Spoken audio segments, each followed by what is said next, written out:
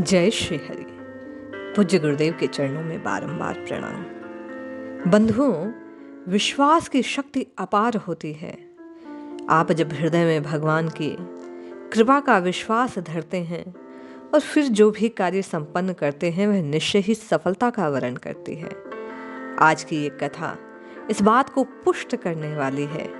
आपके और मेरे हृदय में भगवत कृपा की निष्ठा को पूर्णतया स्थापित करने वाली है। आइए कथा श्रवण करते हैं और निश्चय करते हैं कि हम भी ऐसे ही विश्वास के साथ हरि का भजन करेंगे। बहुत समय पहले की बात है। रायगढ़ नामक नगर में राजा दीनदयाल सिंह राज्य करते थे।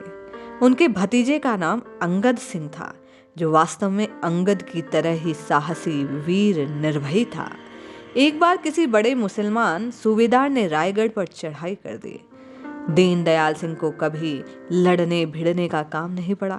उसकी सेना भी भली प्रकार तैयार ना थी, इसलिए मुसलमानों के आक्रमण का खबर मिलने पर वे घबरा गए। समझ में ना आया कैसे प्राण रक्षा की जाए।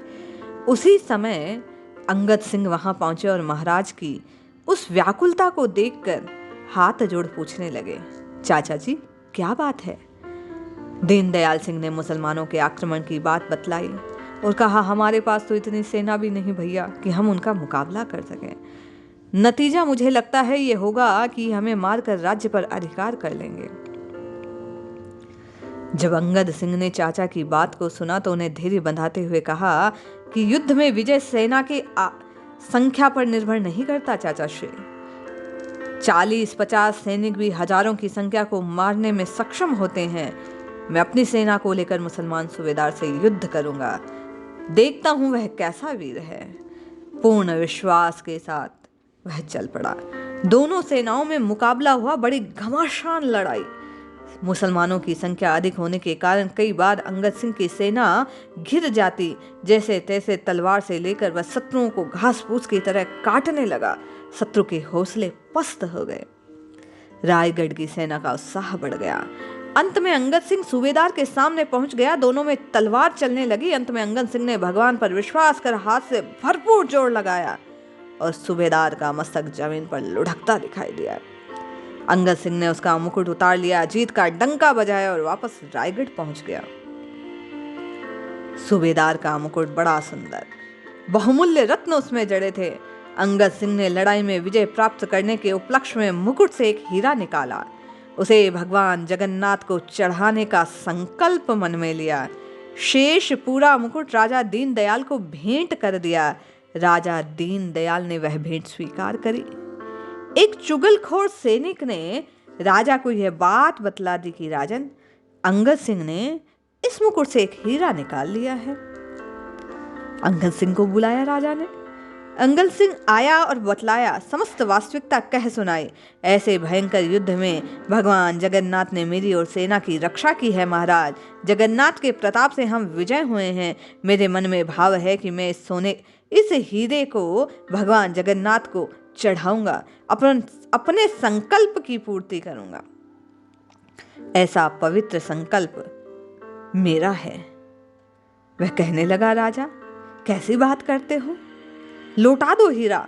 रत्न पाने के लिए वह बार बार राजा आग्रह करने लगा, किंतु अंगद सिंह ने कहा, चाचा जी मैंने संकल्प ले लिया है, मैं भगवान जगन्नाथ को यह अर्पित करूंगा। पर राजा दीनदयाल सिंह संसारी आदमी, धर्म कर्म तो केवल वह दुनिया को दिखाने, प्रजा को दिखाने के लिए किया करता। हृदय में कोई भाव नहीं था। उसे तो केवल और केवल संसार की भूख थी। उस रत्न को पाने के लिए वह प्रयास करने लगा। बार बार वह अंगद सिंह पर दबाव डालने लगा। तब अंगद सिंह अप्रसन्न होकर वहां से चल दिए। राजा ने देखा पराक्रम असीम है इसमें, इससे झगड़ने से तो कोई फल होगा नहीं, क्यों ना कोई युक्ति निकाली जाए। उन्होंने अंगद सिंह के रसोइयों को लालच देकर भोजन में विष मिलवा दिया। अंगद सिंह भगवान के भक्त हैं। नित्य प्रति का नियम कि पहले जो भोजन पाने से पूर्व वे भगवान को अर्पित करते हैं और प्रसाद मानकर उसे ग्रहण करते हैं। भगवान को भोग लगाया, वही विष मिला जो उन्होंने रसोइयों ने बनाकर उन्हें निमित्त कर दिया था। नियमानुसार भोजन को मुख में डालने लगे।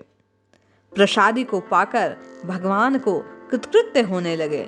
तभी विश्वासघात का ख्याल हृदय में बढ़ने से उस रसोइये के हृदय में तीव्र अग्नि सी जलने लगी। उसने हाथ रोक लिया आकर अंगद सिंह का और क्षमा याचना करने लगा और कहने लगा, महाराज के कहने पर मैंने इसमें विष मिला दिया था, आप ये भोजन ग्रहण ना करें। अंगद सिंह बोला, देखो भैया, भोजन तो प्रभु को भोग लग चुका है, अब ये प्रसादी है, प्रसाद स्वरूप ये भोजन मेरे सम्मुख आया है, मैं उसे ग्रहण करूंगा। विष चाहे हो चाहे अमृत, भगवत कृपा सबको अमृतमय बना देती है।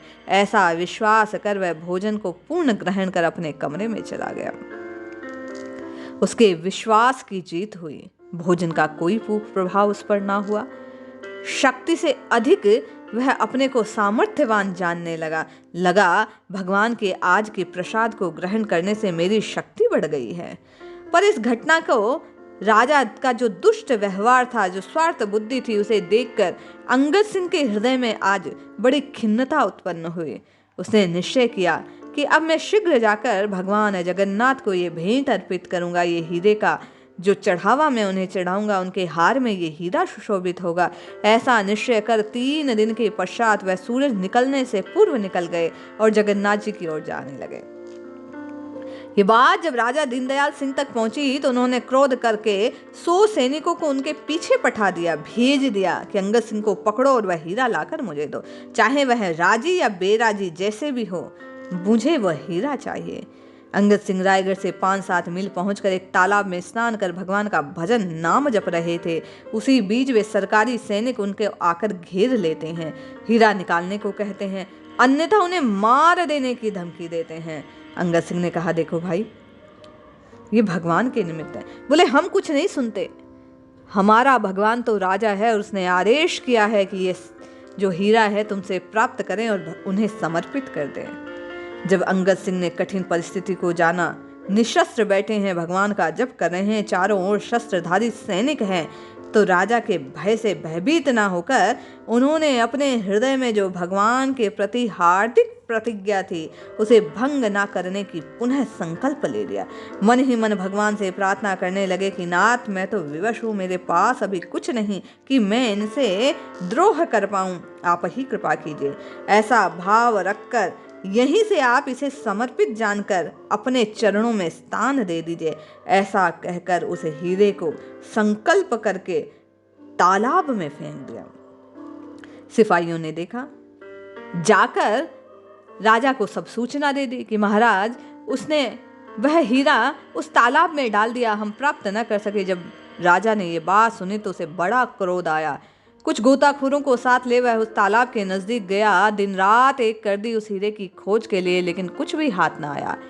कहते हैं अंगद सिंह वहां से उठे और अपनी निष्ठा को पूर्ण जानते हुए भगवान के दर्शन की अभिलाषा को पूर्ण करने के लिए वे जगन्नाथ की ओर चल दिए। राजा हाथ मलते हुए पुनः अपने वहां राजमहल लौट आया। अंगद जब भगवान के सम्मुख पहुंचे तो उन्होंने देखा कि भगवान की माला में वही सुंदर जो रत्न है, जो हीरा है, वह पिरोया हुआ है। अपनी मनोकामना को देवी शक्ति से यहाँ प्राप्त कर भगवान के हाथ में उसे पिरोया जानकर अंगद सिंह गदगद हो गया। बारंबार भगवान की करुणा को याद कर करके अश्रु सजल नयनों से वह भगवान को निहारने लगा। जगन्नाथ की कृपा को याद कर करके वह भगवान के नाम का जयघोष करने लगा। ऐसा अद्भुत भक्त की प्रतिज्ञा का प्रभाव था। भगवान ने उसके विश्वास की जीत रखते हुए उसके किए गए संकल्प को पूर्ण करने के लिए उस तालाब से देवी शक्ति से उस हीरे को प्राप्त किया और अपने मणि जड़ित हार में उसे भी स्थान दिया, जिसे देखकर आज अंगद गदगद हो गए थे। ऐसा ही प्रभाव है बंधु। आप विश्वास पूर्वक भगवान के नाम को जपिए जपिए जपिए और जपने का प्रभाव ये होगा कि आपके संकल्प की पूर्ति के लिए वह पूर्ण दया सिंधु दीन बंधु दीनों का अनाथ प्रकट होगा, आपसे मिलेगा, क्योंकि आप निष्काम भाव से केवल और केवल परमात्मा की प्राप्ति की भाव को जब रखकर भगवान का भजन करेंगे, नाम जपेंगे, राम नाम का जप करेंगे, नाम को धारण कर लेंगे अपनी जिह्वा पर, तो वह नाम ही प्रकट होगा। आइए आप और हम निश्चय करें कि अंगद सिंह के से विश्वास को धारण कर, ऐसी ही संकल्प शक्ति को धारण कर हम भी नाम का आश्रय ले सकें। जय श्री हरि।